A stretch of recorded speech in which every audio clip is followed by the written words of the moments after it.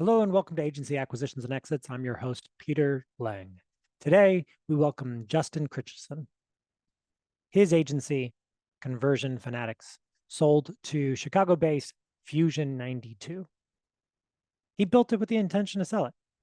He's going to talk through that journey of building an agency, being prepared to sell, ultimately listing it, and interacting with dozens of prospective buyers, and then selecting through a criteria process that evaluated 3 LOIs, ultimately a life-changing event, which was selling his business.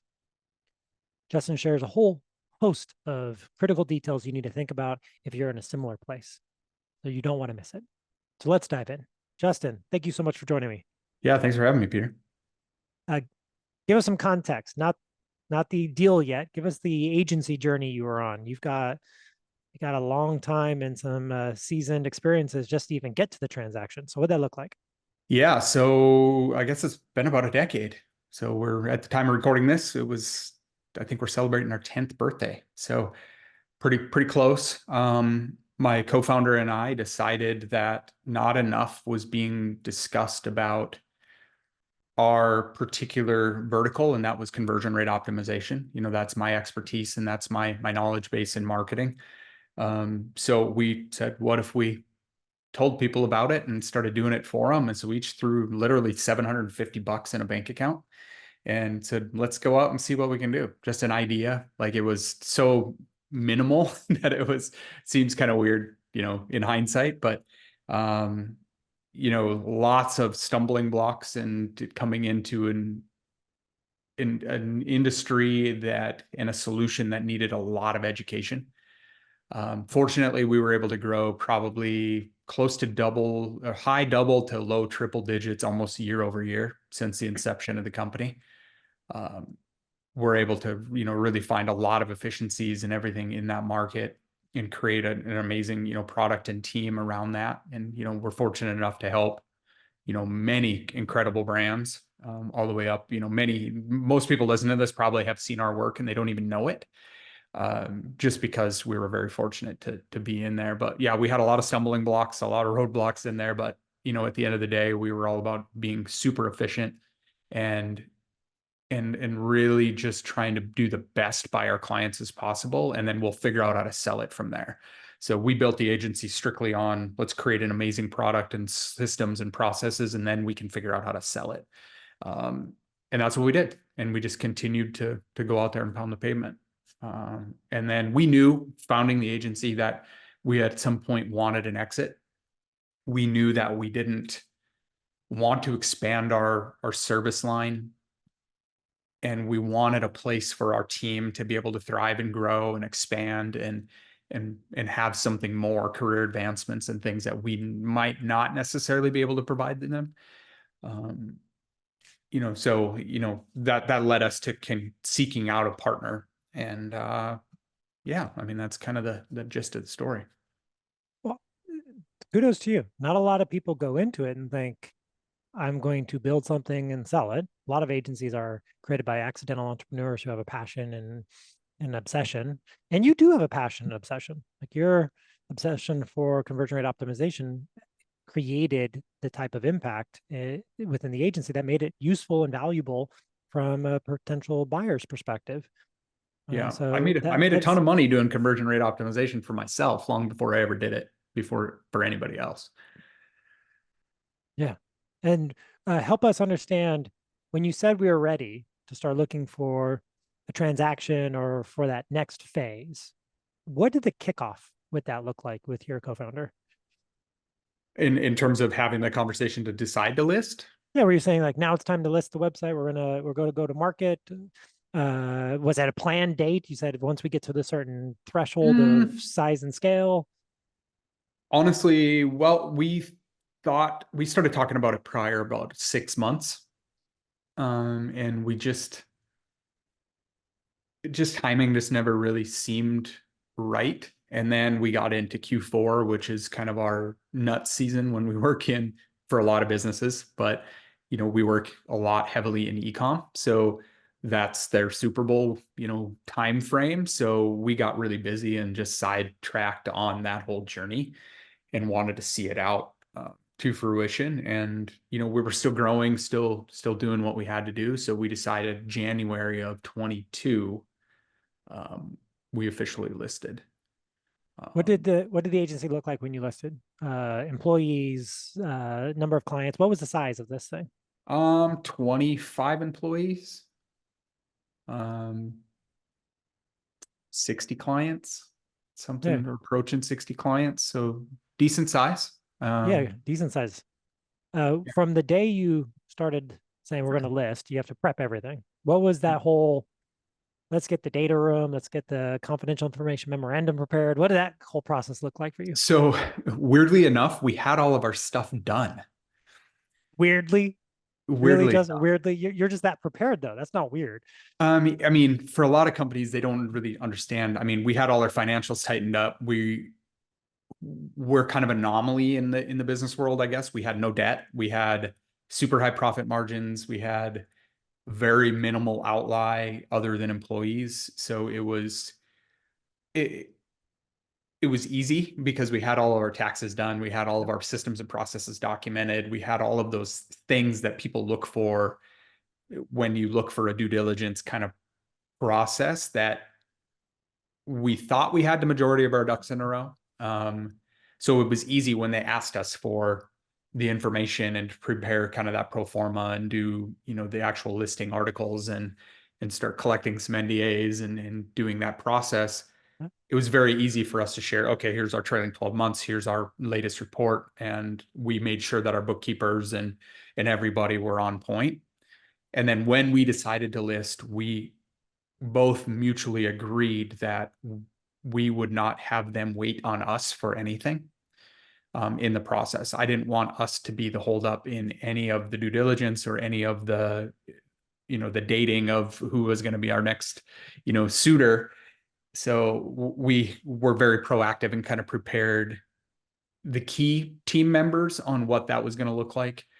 We didn't let the team know, other than a couple of our key managers, that we were, looking for a partner. So as to not, raise red flags or, have people kind of freaking out a little bit, because we had seen that previously in deals that didn't go through, that were kind of like, hey, we want to buy your company and here's the approach, versus us being proactive to list it. So I think that was good for us because we had the control. Or at least some of the control. The feeling of controls a lot of it, right? And being prepared is really key. Now you're in such a hot category, right? How many suitors? How many people knocked on the door? 125. Oh. I think when we first listed it, the first probably 45 days or so, fortunately, we did not have to talk to that many. But I think we narrowed it down. I don't even know how many calls we had, probably 18 out of those 120. And we narrowed it down. I think we narrowed it down then to 11, and then finally down to 3 in which we got LOIs. And then that went into the in-person meetings and, all of the real true negotiation where we actually flew and discussed and, sat down and got the temp check on, personalities and fits and outcomes and really just figuring out who that, ideal solution and landing spot was going to be.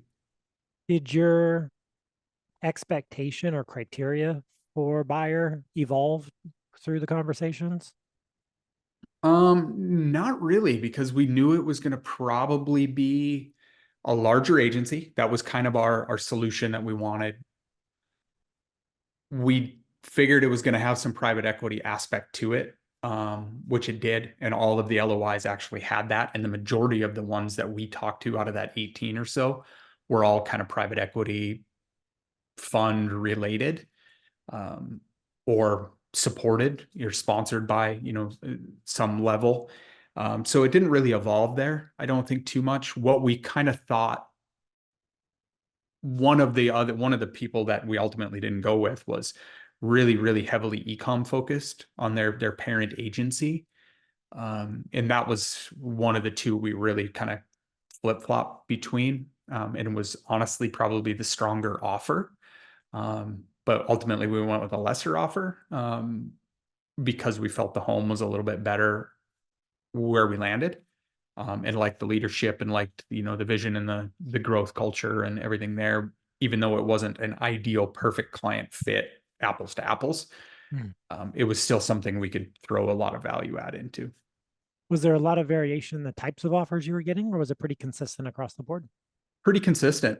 We got the 3 LOIs. We had some, some tire kicker kind of thrown out an offer here and there, but no official LOIs out of some of the other ones. But yeah, they were all very similarly structured. We set the stage early on that we wanted a good majority of it being cash. Who doesn't? That's the ideal world. It'd be 100% cash deal, but and then we knew it was going to have some earnout and some rollover and some pieces of it that they were all very, very similar. It was just the percentages of which, a couple of them tried to get pretty creative with theirs, and it's just something we weren't, willing to entertain. But out of the 3 LOIs, one was a pretty big lowball offer with heavy upside earnout that it just seemed like a lot of energy, and we could have kept going, and it would actually been a better deal if we just kept going without selling. And then the 2 that came to the table were pretty close. And then you said, oh, you ultimately selected the one that was probably the best narrative fit culturally. Mm-hmm. Unpack that a little bit. What about the culture made you excited about the next phase? Because you're coming with it, of course. Yeah. I like the vision of the CEO primarily. He had been there, done that. He had acquired through growth before. They had just finished up a very large acquisition prior to us.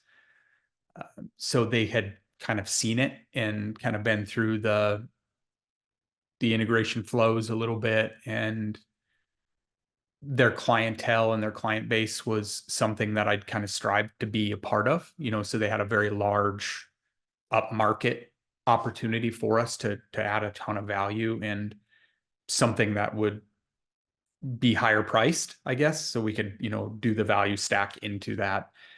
So the opportunity was there for that integration and that collaboration and that cross-selling opportunity, which was really, something that I was, looking forward to versus being on our own kind of third party out here, just doing our thing. So yeah, that was really what set it apart for us, and the like-mindedness. He had similar business philosophies as us, and it just felt good. I kind of go on my gut a little bit. One of them kind of seemed forced. He was just trying to force something in there. He wanted a longer tenure post. The one we ultimately went with had a better vision of that versus, I think there was even talks that it was going to be like 7 to 8 years, before a turn on one of them. And I was like, I just can't. A long time. I can't commit to that.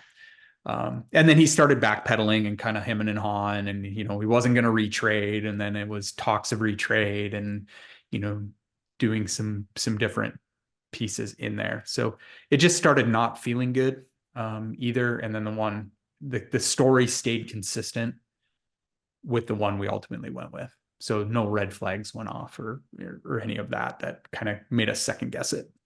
That's great. And that was Matthew Murphy, right? Yep, that was Matt Murphy. Yeah. And so how important was those conversations, business to business, before all those other people came in and got involved in the deal, like the brokers and the attorneys? Like talking to Matt and going back and forth, how much did that relationship ultimately get that deal over the line? It was a lot. Literally, we sat down. I remember flying. We were founded in Austin. I think you're in Austin, right?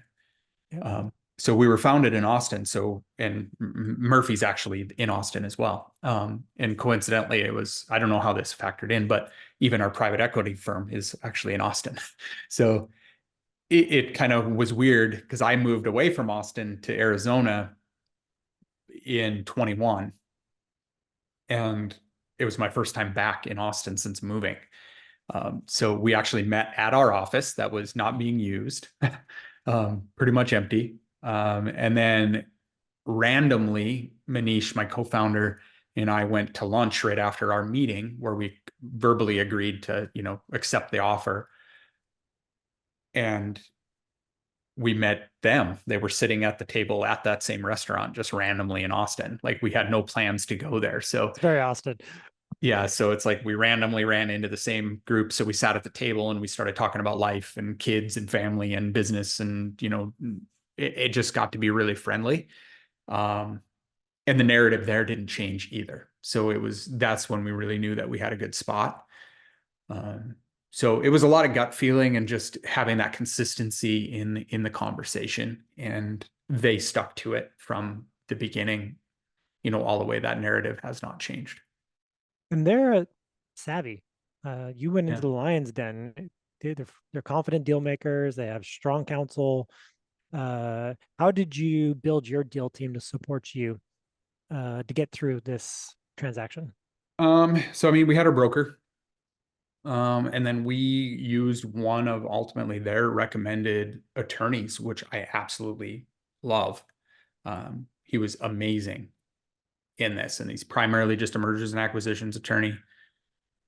Represented us cost effective, so that was a big thing to me. I mean, not like that's a big thing when you're talking the numbers that we talk, but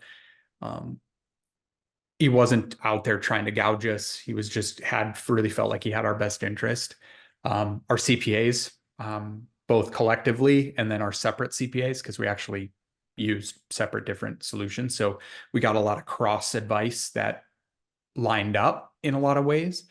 But other than that, just our bookkeeper, us being very diligent about it, our counsel, and then our broker that, really set it up. But our broker was pretty much, I mean, they were kind of non-existent outside of getting us in front of the people that we needed to get in front of.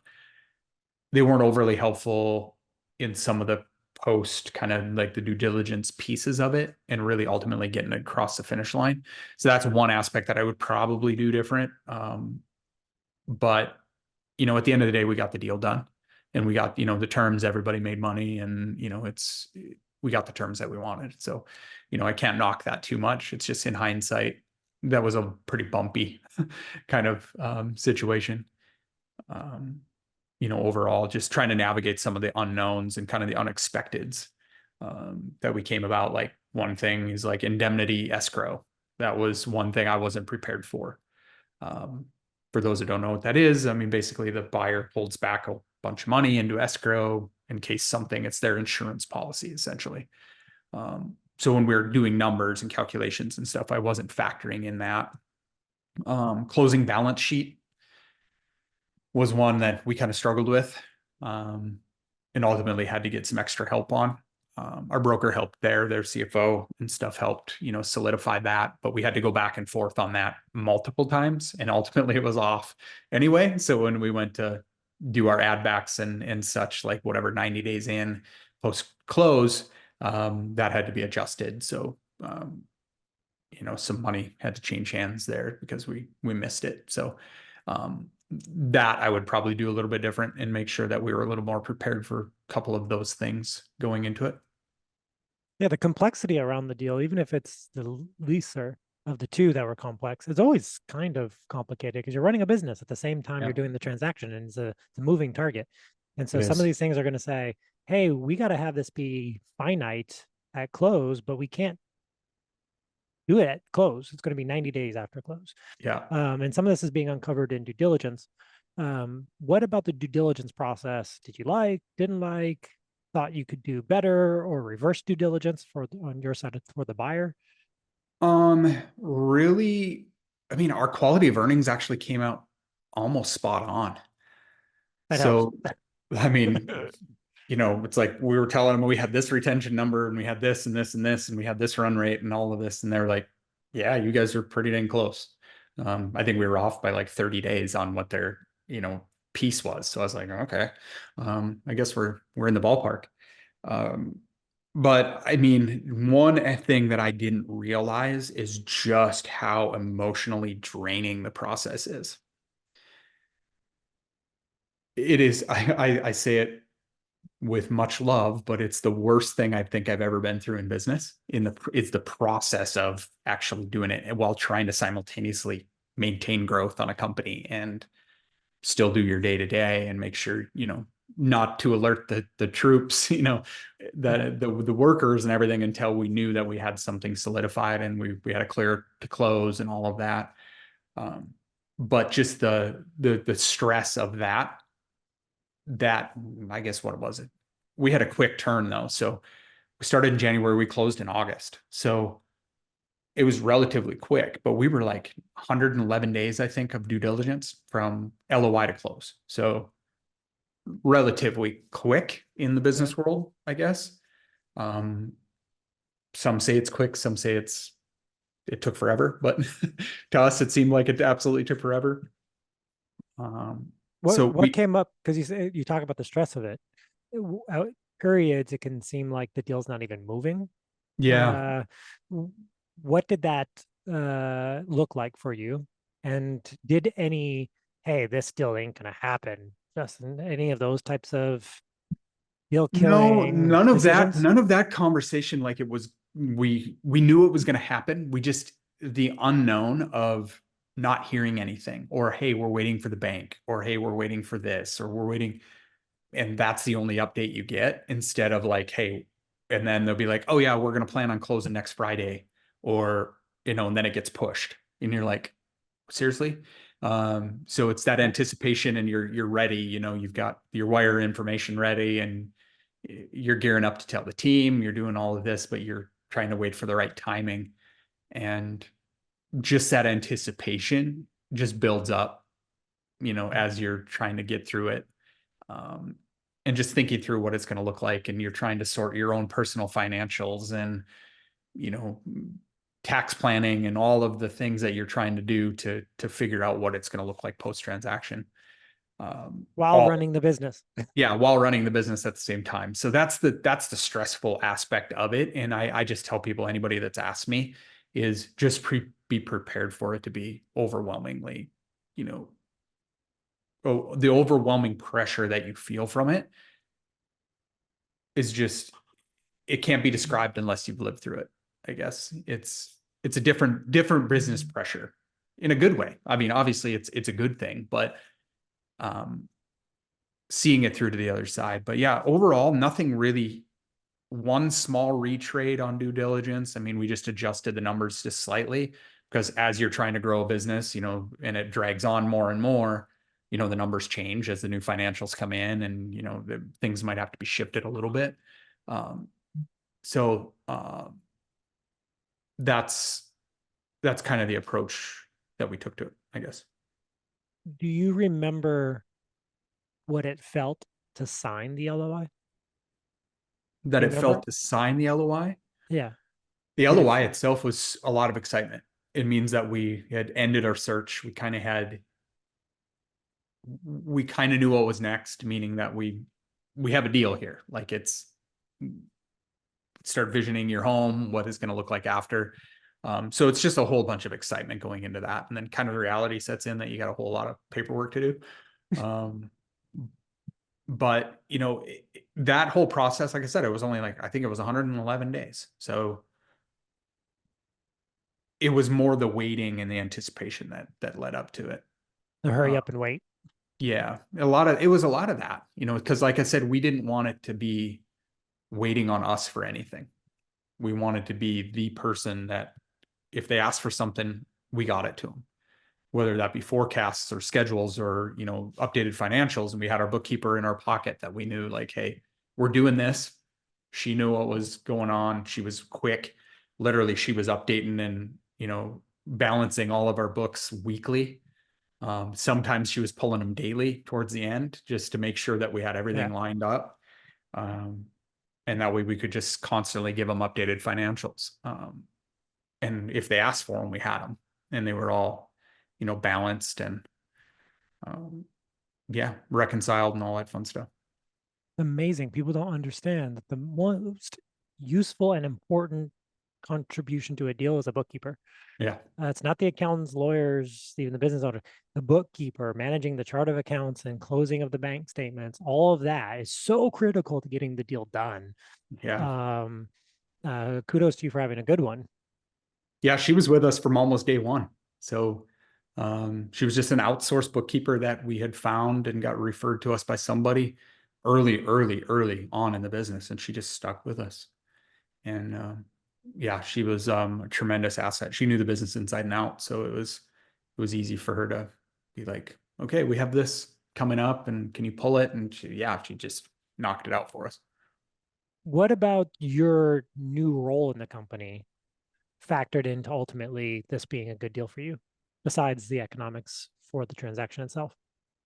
I mean, I knew I wanted a leadership role in some capacity. So what ultimately happened is I got put into essentially continuing on. They put me in charge of the CRO department, essentially, as a senior vice president at the company.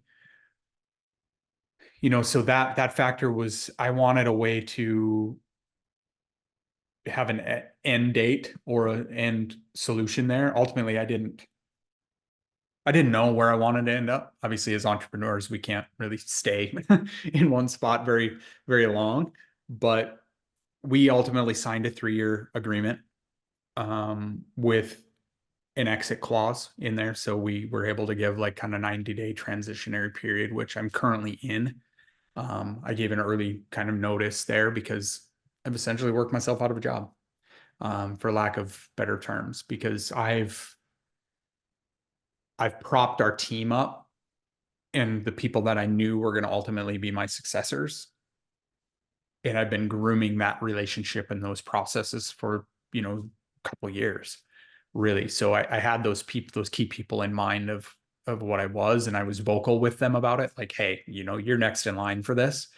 And I've given them the tools and resources to ultimately lift them up into a leadership position and see how they do it before I ultimately departed. So, I mean, that was kind of the solution there, but all the good things come to an end. It's a little bit surreal, to not have something that you've done for better part of a decade, not be the same as it once was. And just having to oversee that and shift it.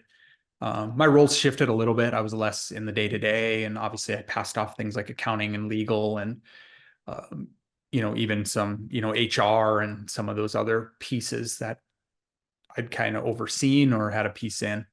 And now I was just focused solely on kind of business development and making sure the team that they had the support that they needed to service clients. How much of the team's contribution was tied to your deal? Because yeah, you did the good thing. You were coming prepared. Mm-hmm. You even prepped to some degree succession, right? That's the ideal. You don't want the buyer to come in and say, Justin, we need you for 10 more years, Yeah. given the investment we're making here. So, I mean, all of that's a kudos to you and your partner about setting it up well. And then how is the team incentivized within this new, I would say new role, but new level of responsibility without you? Like, how does that work? And how did you set that up? I mean, the people that are being my successors, I mean, they're ultimately getting promotions. Um, in that solution, they've already gotten pretty substantial raises in anticipation of it, and they're taking care of them financially. The company has a profit share pool and some other benefits that we weren't able to provide. A pretty big list ultimately. That's just much more. When you have a larger organization, you're able to provide those things that a 25-person team isn't necessarily going to have those luxuries. So we just wanted, that was goal one for us, just to make sure the team was taken care of. And we had a couple people freak out, as Normal? you would, Yeah. but ultimately stuck with us. So they realized, they were literally, as soon as we made the announcement, they're like, oh, yep, I looked for a new job and I was starting that hunt and everything. And then ultimately it wasn't much of a change. So, they just stuck with us, so we had to keep the same culture and the same dynamics. But that's, we kind of planned for it, to make sure that they were taken care of. And that was literally my goal one. Is like I'd taken a very long time, curating a valued team, and a lot of effort went into it with, my co-founder and myself to create that culture at the company. And we wanted that to carry on in some capacity. Obviously, it's not going to be exactly the same as what we, with us as full leadership, but it ultimately stayed, pretty intact. So you're 109 days into due diligence, and they're circulating the final potential deal package. Yeah. The closing binder is looming. Yeah. Where were you, and what did it feel like to ultimately sign definitive documents? No more red lines, no more circulations, no more due diligence. We is the actually deal signed them closing. a week prior, Isn't that fun? and they went into escrow. So what people probably don't realize is you think it's going to be this big celebration and this big event. It's so anticlimactic. It is so anticlimactic. So we signed it, and then we're like, now what? They're like, oh, well, we're waiting on signatures from this person and this person and this person. Our close date's this, and then it got pushed through to the weekend, to the next following Friday or whatever. We signed it on a Friday, and then we ended up ultimately closing the next Friday. But it's just that anticipation of when the wire is going to come. That's really what's, that's the big payday. That's the thing we strive for.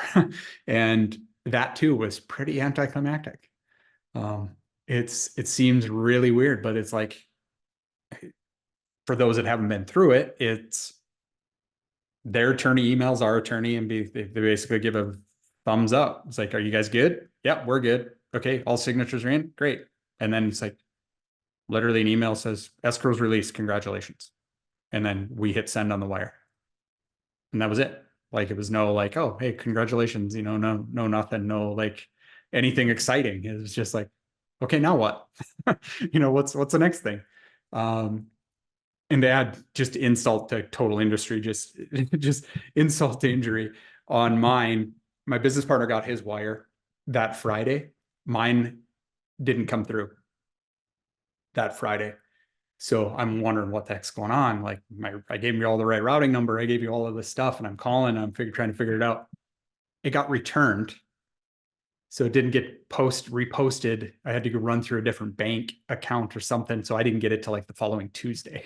So I had to wait all weekend for this, that my business partner's like, oh, I already got my money. What are you talking about? So I had to wait an extra few days to get my payday. But ultimately, yeah, I mean, it's all of that work and energy and effort and stress and all of that leading up to something that's kind of boring. And then the work starts, then you actually got to get in and start truly doing integration and trying to knock out some of those pieces. And we told the team that we were making the move after, we signed all the papers, and we were just waiting for the close date. How we positioned it was more like a merger versus like, hey, you guys are done and now you're in a new leadership, type of thing, that we're sticking around, and we did. So kind of soften that, environment in there, and really the same narrative. I mean, we didn't change on that. That was our mission, was to take care of them. And that's how we positioned it to them on the announcement, was like, hey, we're doing this, and this is what we had visions for, and this is what we ultimately did, and here's why. And they were accepting of it. So it's been good. In fact, we've had some employees that left us prior to that actually have now come full circle and come back to us, before we even knew there was a deal going to happen. Now they work for the new parent company, and it's kind of just a weird how the world comes full circle. We got two new / old staff members that are still working for us right now. That's great. You described it well.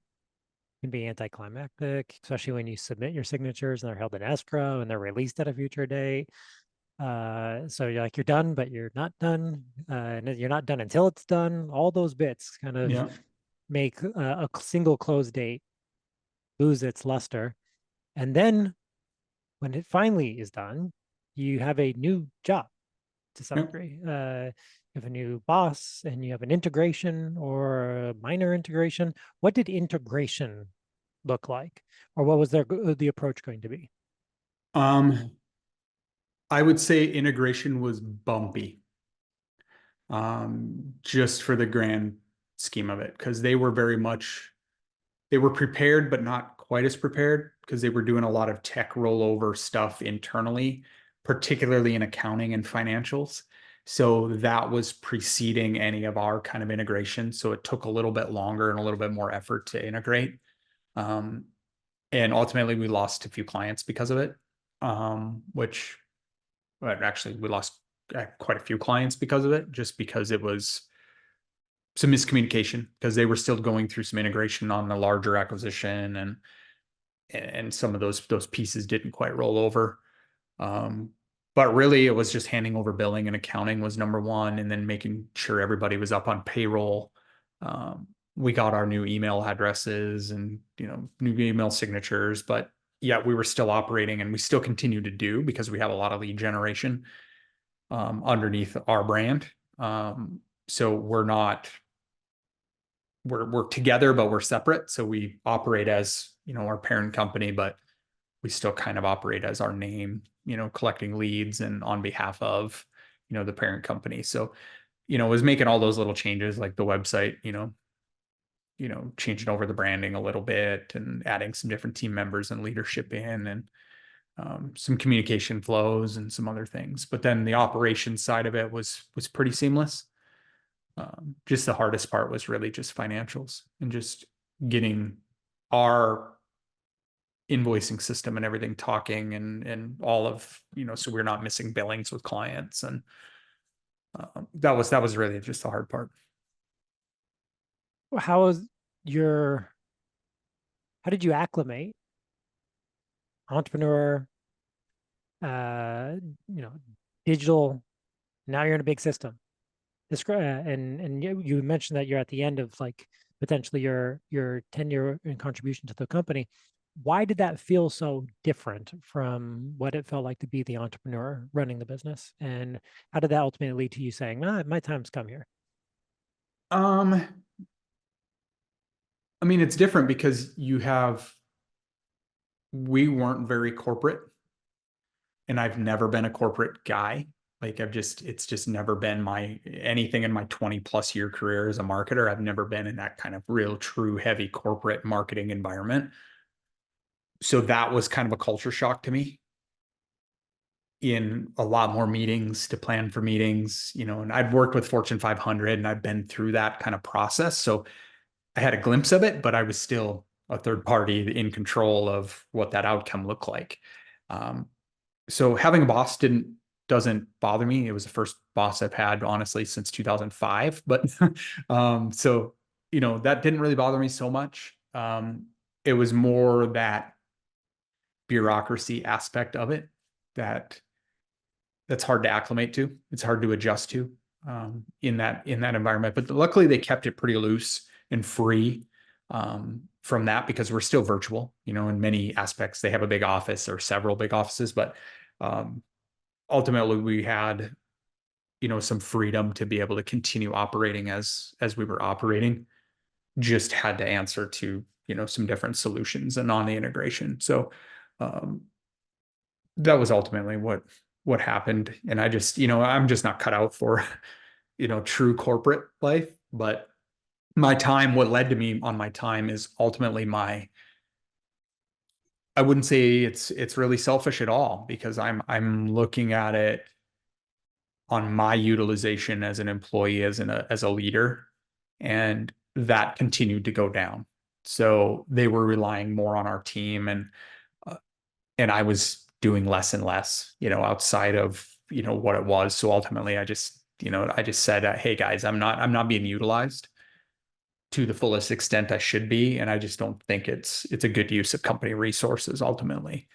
Because I still have a vested interest in the company. I still retain some rollover equity, and I still, want to see it through. And I'm going to stick around for more so a consultative kind of subject matter expert role, should they need me to bring into different situations, I'll still be available, to answer questions and, to carry it on or come in on unique use cases, on a preset kind of engagement criteria. But yeah, for the most part, it's just, you just kind of know when it's your time to adjust and leave. And it was mine, and my co-founder's already out. So he had very similar, he kind of worked himself out of a job faster than I did. So he left, towards the end of last year, and really just, I was more so the face of the company. So I was the voice, I was the name that people recognize most, and he was a little bit more behind the scenes. So his transition was a little bit easier. So I'm having to, have those conversations to transition, sales and voice and all of that over to new people. So that's really the hard part. That's taken, I've been working on it for probably a month and a half now. Yeah, especially when it's such a prominent contribution to business development. Yeah, It takes time to it does. unravel yourself from a business. Mm-hmm. All right, hop in the DeLorean. Let's go back in time. You had a pretty tempered experience from a transaction perspective. It wasn't all bad, No. and it wasn't all great. It was kind of all pretty much normal M&A. Um, what would you give yourself as advice to make it better than that kind of, what I would say it's pretty vanilla, typical type experience? What Yeah. would you do to make it better? What would you fight for a little bit differently, if anything? How would you prep yourself for the future that you experienced? Really, I would just caution people of the stress of the solution. Like, I wasn't prepared for that level. We're entrepreneurs. We're stressed. There's always something you think you're forgetting. There's always that, wake up at 2 a.m. because you thought you should have sent an email and you didn't. And, there's always going to be those stressors, which we all handle in our own ways. But that was a next level stress, because you're trying to see something and maintain growth and just that anticipation of what that looks like. I wish I would have known more of, or had at least a glimpse of what this looks like. Being a little bit more prepared on some of that closing balance sheet stuff. A little bit, I would have probably gone a different direction of broker, but again, it goes back to, because they weren't overly helpful after, and for the fees and such, that get involved in that. I wish I would have gotten a little bit more guidance through that actual due diligence and the closing process, rather than just, hey, here's a whole list of buyers. We got you in front of a bunch of buyers. We got you an LOI. Our deal's done here. And then we'll see you at close, when we collect our check type thing. They helped somewhat, and kind of took some of my Saturday calls that, when the stress got to a tipping point and I had to vent to somebody, they were my sounding board. But ultimately I wouldn't do a whole lot different. It just kind of sounds a little bit weird, but just really just setting that expectation and that anticipation of what it truly goes into that process. And we had been through heavy due diligence as part of the Poof IPO, like 3 years into doing the company. Like, we've got 2 days before literally we were going to fly to open on the London Stock Exchange, and then the deal fell through. So we had been through heavy rounds of due diligence before. So that's kind of why we were so much prepared. It's just, we had kind of just kept that up. We knew what was we've seen the checklist and all of the documents and the data rooms and all of that. So we'd been through some of that experience before, and figuring out financials and making sure they were up to date. So that's the biggest lesson I would probably tell people, is just have your stuff together and just stay on top of it, because it doesn't take you a lot of extra effort, and you just never know. We were proactive in wanting to be acquired. So, but not everybody's that proactive. Some people are, you get the random email that says we want to buy your company, and it's actually a legit reason or legit person that's on the other end. that can happen, and then you're left scrambling to try to figure it out. Yeah. And yours was stressful and you were well prepared and organized, Justin, Yeah. just to put that into some perspective for people. Always be ready to sell is sage advice. I also heard you reference, uh, having someone who can help you as counsel through the transaction when, well, it's almost like business therapy, right? Yeah. Because it's a lot of uncertainty, and each transaction is different. The buyer's timeline and due diligence process is going to befit the buyer.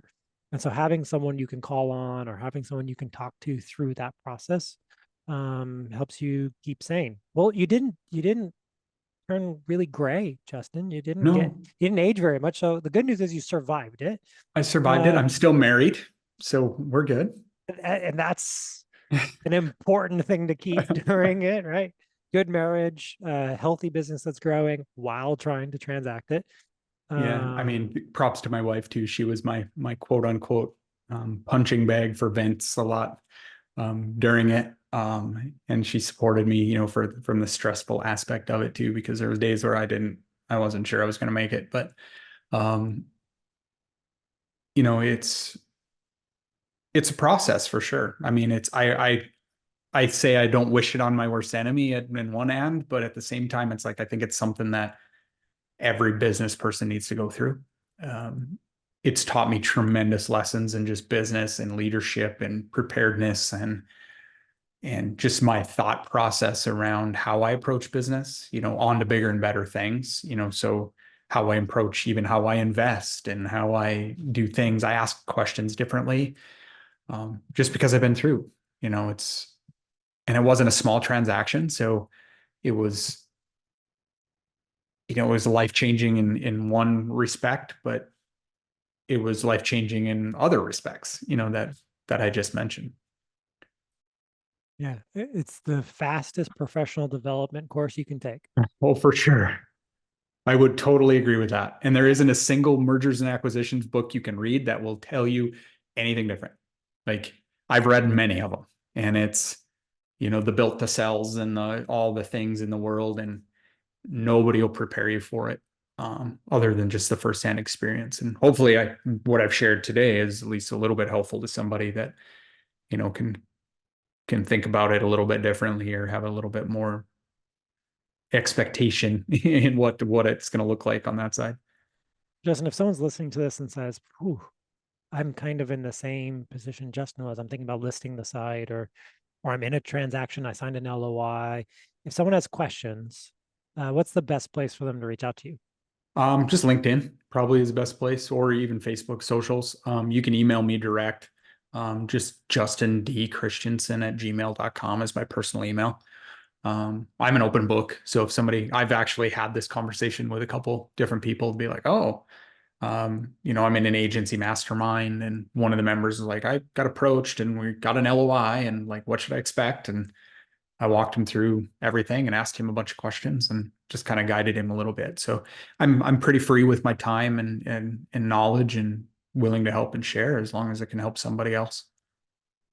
That's awesome, Justin. This information needs to be in more people's hands, and I appreciate you for taking the time to share it. Yeah, thanks for having me. Thank you, Justin, for joining us on today's episode, and thank you for listening to Agency Acquisitions and Exits. You can find us on Spotify and YouTube. Give us a follow, like, and subscribe. We post stories from industry experts about how they sold or acquired other agencies. If you or someone you know should be on the show to talk about their journey, leave us a note in the comments. We'd love to talk to them. As always, thank you for listening. We appreciate you. Stay safe.